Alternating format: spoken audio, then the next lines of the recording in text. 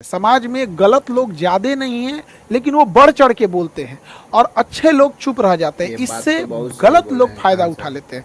समाज में 10% से भी कम चोर होंगे, लेकिन 100% घर में ताले बंद। कल हम डायलिसिस सेंटर को बनाने के लिए व्यस्त थे और डायलिसिस सेंटर में हमने जैसा बोला था मशीनें वगैरह लगाने के लिए, डायलिसिस सेंटर खोलने के लिए, ताकि मरीज किडनी जिनका फेल हो जाता है उनको हफ्ते में 3 बार डायलिसिस करना होता है, महीने में 12 से 13 डायलिसिस करना होता है। और प्राइवेट हॉस्पिटल में लगभग 3-4 हज़ार के बीच में एक डायलिसिस का लगता है, यानी मंथली उसका 50,000 रुपया खर्च हो जाता है। एक गरीब इंसान, रिक्शा ठेला वाला 50,000 रुपया नहीं ला सकता है मंथली, उसकी तो इतनी इनकम भी नहीं है। तो हम बोले थे कि जहाँ जरूरत लगेगा हम वहाँ खोलेंगे। अभी बहुत जल्दी हम लोग पहले पटना में इस शुरुआत कर रहे हैं, क्योंकि यहीं सेंटर है तो यहाँ से मैनेज करना ईजी हो जाता है।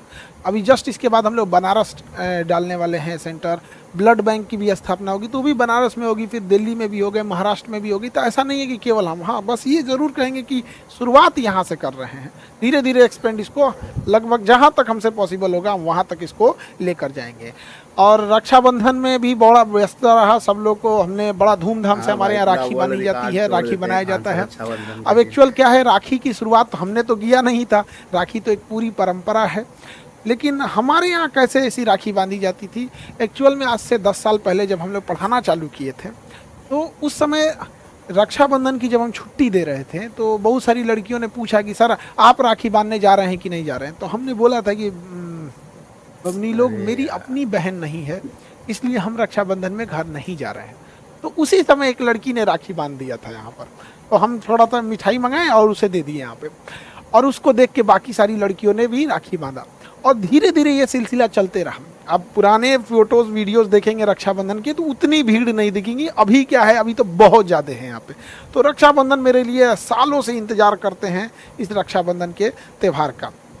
पहले कम लड़कियाँ थी, अभी बहुत ज़्यादा हो गए हैं। पहले बहनें कम थी, अभी ज़्यादा बहनें राखी बांधने लगती हैं यहाँ पर।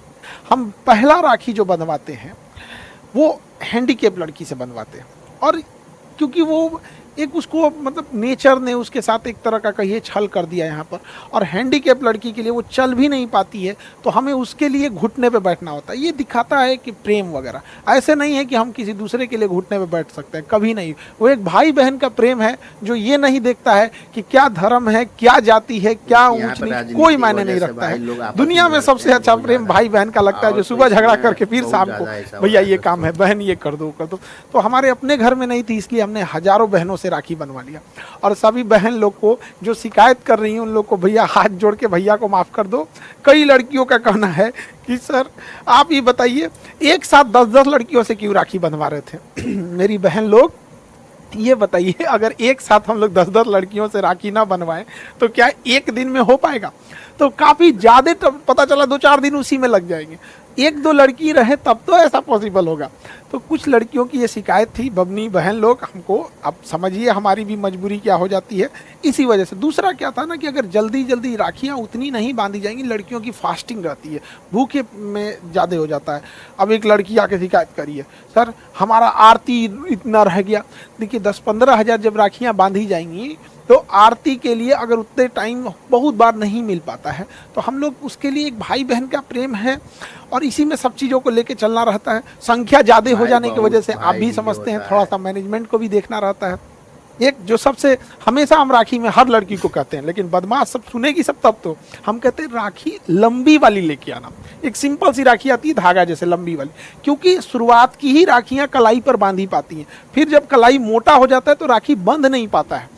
अब कई लड़की जब वो राखियाँ जो एक्चुअल उनकी भी क्या गलती है, राखी बनाने वाली कंपनी भी क्या सोचती होगी कि इसे कलाई पे बांधना है, उसे थोड़ी पता कि किसी की कलाई हाथी की इतनी पैर की इतनी मोटी हो जाएगी। तो लास्ट में जो राखियाँ होती हैं वो बंध नहीं पाती है, तो फिर मजबूरी में क्या होती है, उन राखियों को एक पर रख के फिर उसे दूसरी किसी बड़ी राखी से लपेट दिया जाता है, बांध दिया जाता है। तो खैर इतना लंबा प्रोग्राम रहता है तो एक साथ करने के लिए थोड़ी सी मजबूरी रहती है। और उस दिन लड़की लोग को बोल भी नहीं सकती, गुस्सा भी जाती है तो भैया ये बात ठीक नहीं है। लेकिन समझिए बहन लोग इस नेक्स्ट टाइम पे और बेहतर करेंगे।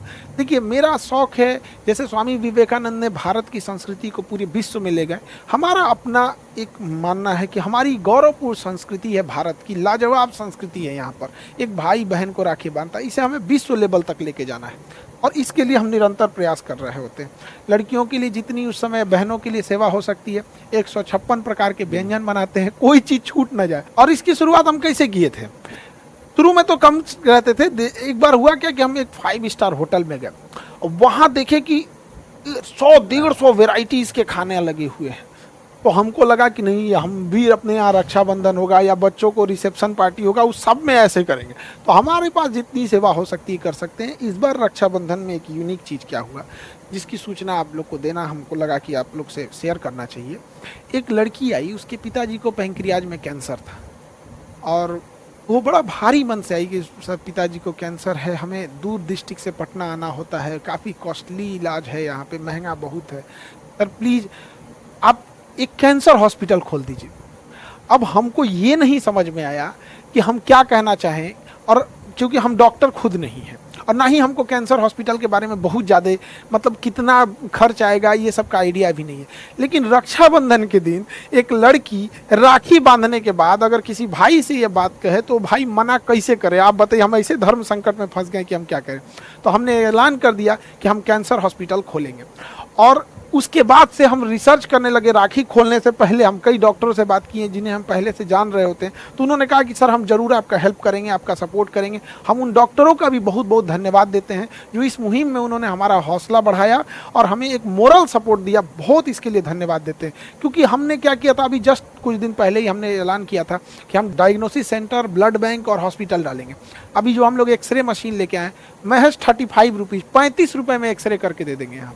तो उससे किसको फ़ायदा होगा? कोई बर्तन मांजती है, किसी घर में झाड़ू पोछा कर रही है, कोई ऑटो चला रहा है, कोई रिक्शे वाला है, कोई सब्जी बेचने वाला मजदूरी कर रहा है, तो किसान है, स्टूडेंट है, इन लोग के पास इतने पैसे नहीं होते हैं।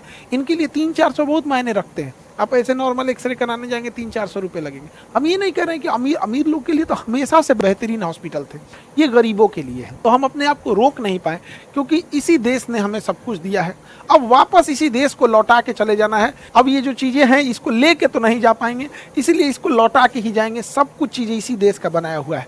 अब कैंसर हॉस्पिटल के लिए हमने बोल तो दिए हैं, लेकिन अभी क्या है कि उसमें बहुत वर्क करना है और बेस्ट इस चीज़ को किया जाएगा। आप सब लोग की दुआएं साथ रहती हैं। एक चीज़ बस ये कहेंगे कि देखिए, हम खुद डॉक्टर नहीं हैं, लेकिन हमने हॉस्पिटल, डायलिसिस, ब्लड जांच और हर डिस्ट्रिक्ट वाइज इसको हम आगे लेके जा रहे हैं। जैसे जैसे होगा हम बहुत फास्ट कोशिश करेंगे पूरी प्रयास करने के लिए। लेकिन आपको क्या लगता है कि हमको ये चीज़ें करना चाहिए?